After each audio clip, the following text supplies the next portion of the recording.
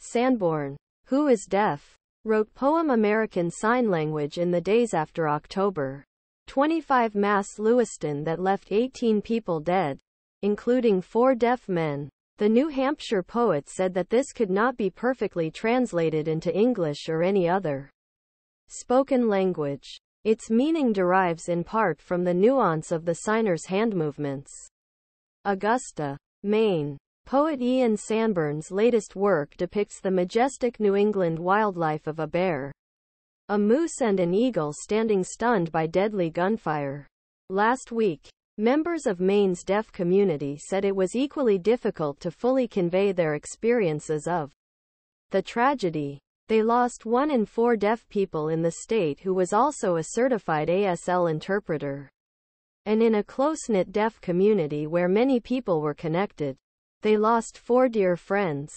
Tenn. It was an instant case of pain, shock and sobbing, said Clayton Marr III, who lives in Knoxville but returned to Maine on Saturday to grieve in the deaf community he has been a part of since childhood. He said his best friend was Joshua Seal, the slain translator.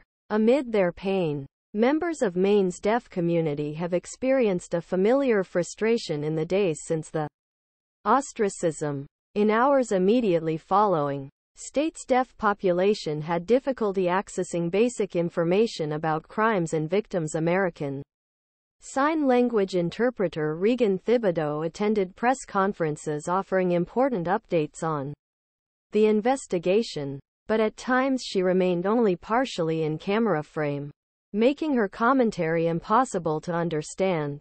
Karen Hopkins, Executive Director of Maine Deaf and Hard of Hearing Education CenterGovernor Baxter School for the Deaf, said closed captioning for television cannot replace clarity that ASL provides. It's a completely separate syntax. A language. Hopkins said. Trying to access this through a second language is not enough. Sarah Carter, who helped organize an informal gathering for grieving members' deaf community at University of Maine at Augusta on Thursday, described anger and confusion she and others felt in immediate aftermath. We lost 4 members of our community. 4 people. And we don't know what happened, she said.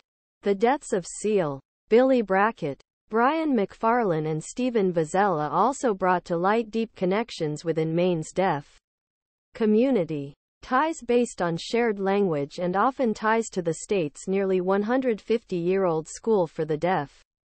Brackett, MacFarlane and Seal all attended or graduated from the Baxter School, Hopkins said. Vozzella married a former student.